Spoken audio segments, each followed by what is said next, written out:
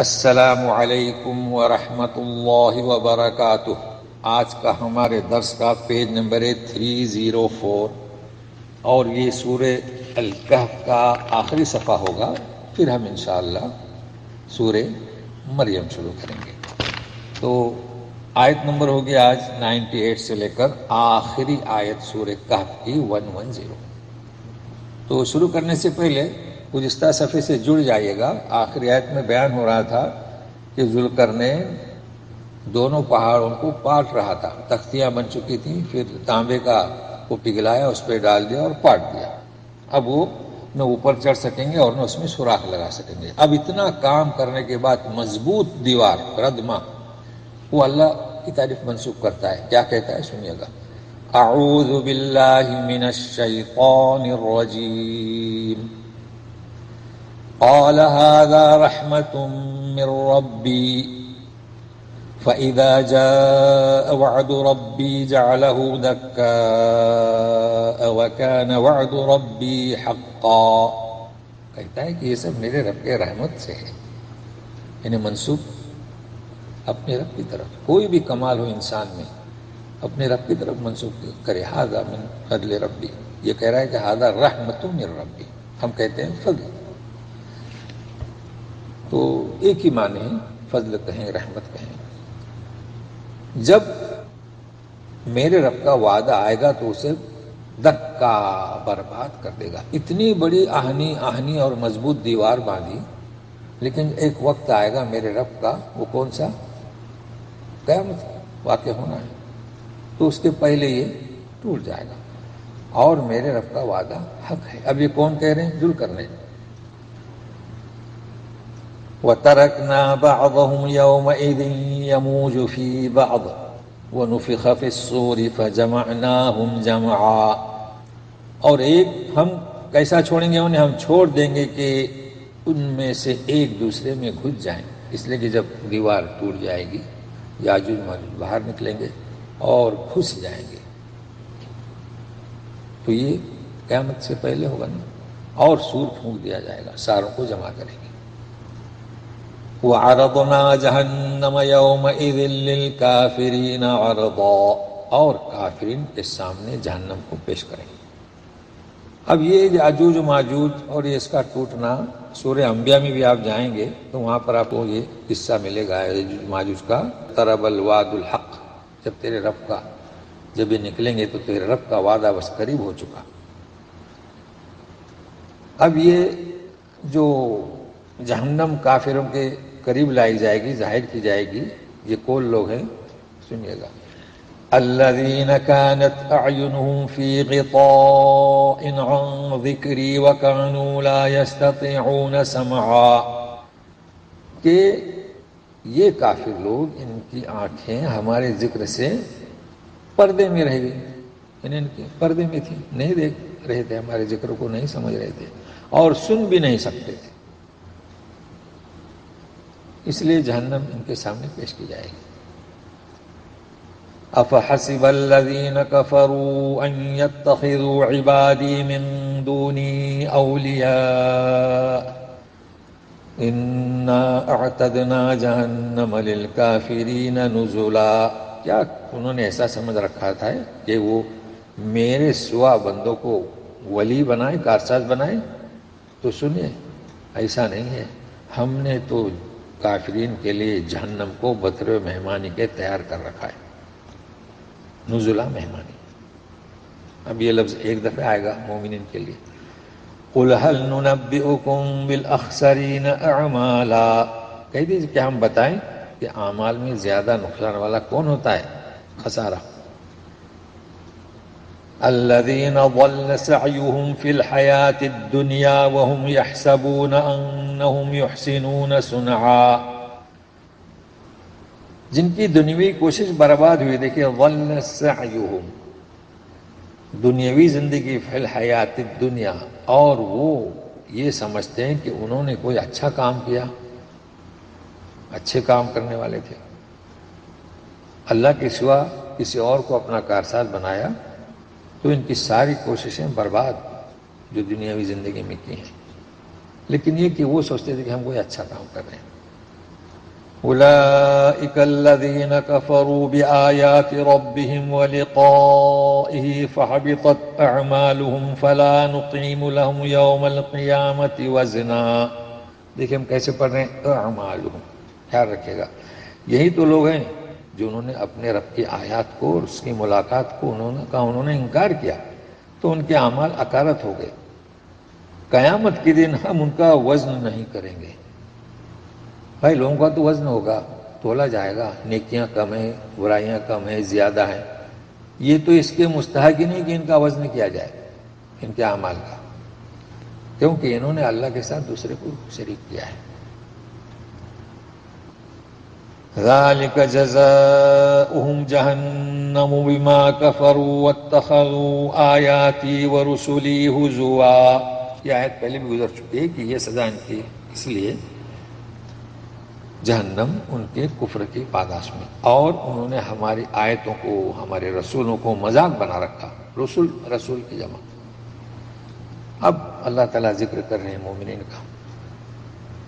ان الذين آمنوا وعملوا الصالحات كانت لهم جنات الفردوس نزلا. فردوس سب جانتے ہیں، فردوس ایک اعلیٰ جگہ ہے، بلند جگہ ہے، مگر یہاں کیا کہا جا رہا ہے؟ اب ساتھ میں رہیے، جنات الفردوس. جنت کی جمع جنات، یعنی باغ کی جمع باغات.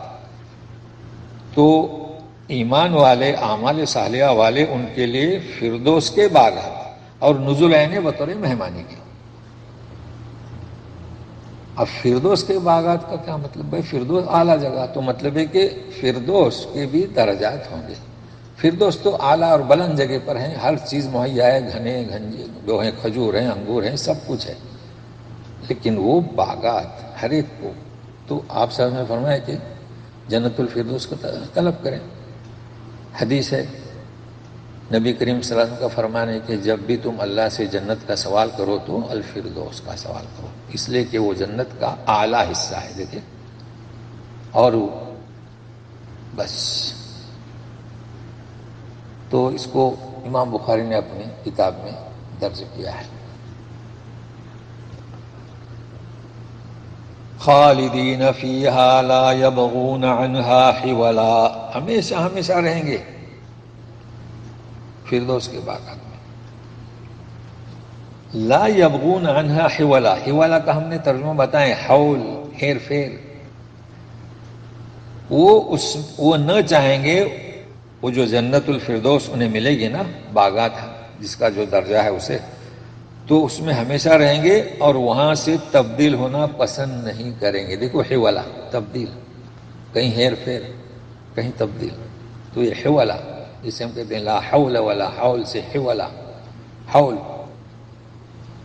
اللہ تعالیٰ کی شان میں یہ آیت ہے، قُلْ لَوْ كَانَ الْبَحْرُ مِدَادًا لِكَلِمَاتِ رَبِّي لَنَفِدَ الْبَحْرُ قَبْلَ أَن تَنْفَدَ كَلِمَاتُ رَبِّي وَلَوْ جِئْنَا بِمِثْلِهِ مَدَدًا. کہہ دیجئے کہ سمندر، اللہ اللہ، کیا اسے کہتے ہیں؟ سیاہی، بعض کہتے ہیں روشنائی ہو جائے. میرے رب کے کلمات لکھنے کے لیے ایسا آپ کہہ دیجئے تو سمندر ختم ہو جائے قبل اس کے کہ میرے رب کے کلمات لکھے جائیں، وہ تو باقی رہیں گے. اور ولو جئنا بمثلہ مددا، یعنی اس جیسا سمندر بھی ہم لے آئیں مدد کے لیے تب بھی سمندر ختم ہو جائے. یہ اللہ کی شان ہے، اللہ کی شان ہے، اس کے کلام کی شان ہے، اس کے کلمات کی شان ہے، اس کے صفات کی شان ہے. قل انما انا بشر مثلكم يوحى الي انما الهكم اله واحد فمن كان يرجو لقاء ربه فليعمل عملا صالحا ولا يشرك بعبادة ربه احدا. اس آیت میں کئی چیزیں سیکھنا ہے، تو ساتھ دے میرا کہہ دیجئے. دیکھیے، ایک ہوتا ہے ان الگ اور ما الگ، اس کے معنی اور ہیں، یعنی ان کے معنی بے شک اور ما کے معنی نہیں یا موصولہ، مگر یہاں دونوں ایک ساتھ ہیں. اس کے معنی کیا؟ صرف، محض. اب یہ فرق باطل جو ہیں وہ غلط لوگوں کو سمجھاتے ہیں، تو اس کا ترجمہ ہوگا کہ کہہ دو کہ میں محض بشر ہوں تمہارے جیسا، بشر ہوں۔ فرق کیا ہے؟ یوں ہی وحی کی جاتی ہے میری طرف۔ پھر دیکھیے ابھی انما اور انما، کہ تمہارا الہکم الہ واحد، کہ تمہارا معبود صرف اللہ واحد ہے۔ تو یہاں خیال رکھیے گا، ان مانے بے شک، ماں کے معنی کیا؟ وہ کبھی نافیہ کبھی منصوب، لیکن ملا ہوا تو محض صرف۔ اور بشر کے معنی ہم آپ کو بتا چکے ہیں، بشر جو ہے ہمیشہ عظمت جلالت کے لیے استعمال ہوتا ہے۔ انسان تو فرق ہے، ان الانسان لربہ لکنود، ارے انسان تو اپنے رب کا ناشکرہ ہے۔ والعصر ان الانسان لفی خسر، دیکھیں انسان خسارے میں ہے۔ تو انسان کا استعمال کہاں ہو رہا ہے؟ بشر کا کہاں ہو رہا ہے؟ اسے آپ نوٹ کر لیں۔ سورہ یوسف میں چلے جائیے 31 نمبر پر، جب یوسف علیہ السلام باہر آئے تو خواتین نے کیا کہا؟ ما ھذا بشرا، ہاں یہ بشر نہیں، ان ھذا الا ملک کریم۔ تو اور بھی آپ کو اس سلسلے میں بتاتے جائیں گے انشاءاللہ۔ اب یہ 2 دفعے ہو رہا ہے، لیکن آپ نوٹ کر لیں، بشر اور انسان، آدمی، انسان، بشر۔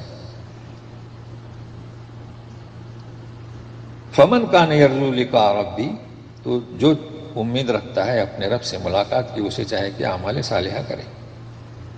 اب پھر توجہ دیں، ولا یشرک بعبادتی، دیکھیں عبادتی ہے، اور آیت نمبر 102 میں عبادی ہے، تو عباد یعنی کیا؟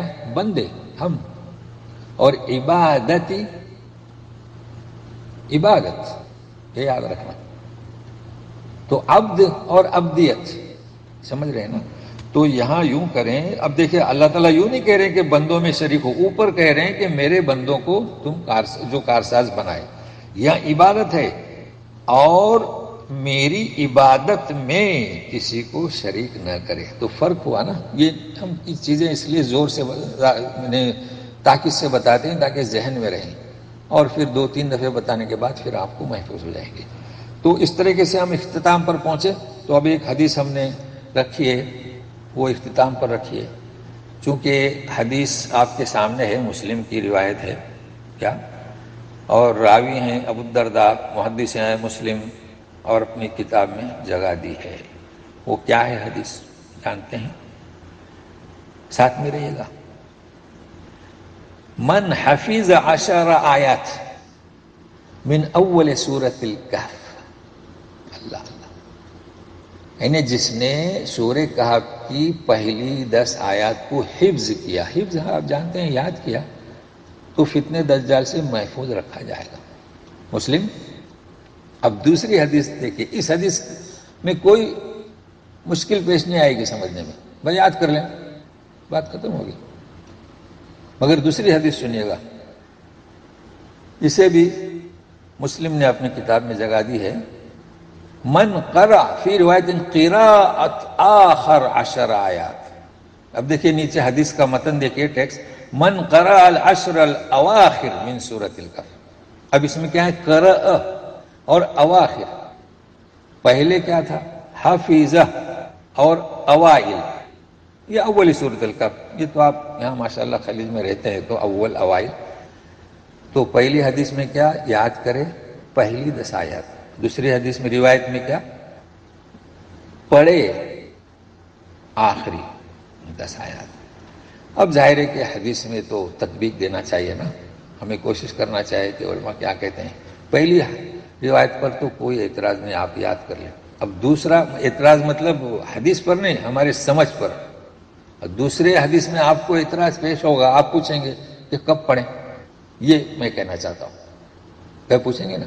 ابھی آج آپ نے معلوم کر لیا ہے کہ جب آپ پڑھیں گے تو ہم نے تو بالکل کلیئر کر دیا نا، 2 حدیثوں میں فرق ہے، یاد کیجئے، خلاص بات ختم ہو گئی۔ انشاءاللہ دجال کے فتنے سے محفوظ رہیں گے۔ اچھا یہ حدیث اس طرح کی نہیں ہے کہ ہر جمعہ کو سورہ کہف پڑھیں تو اس میں وہ حدیث کیا موقوف ہے، اور لیکن محققین نے کہا ہے کہ پڑھیے، سلف سے ثابت ہے، ویسے نہیں، یہ تو حدیث مسلم کی ہے، اس میں تو اعتراض کس پر؟ ہماری سمجھ پر ہے۔ ابھی بھی آپ پوچھیں گے اچھا پھر کب پڑھیں؟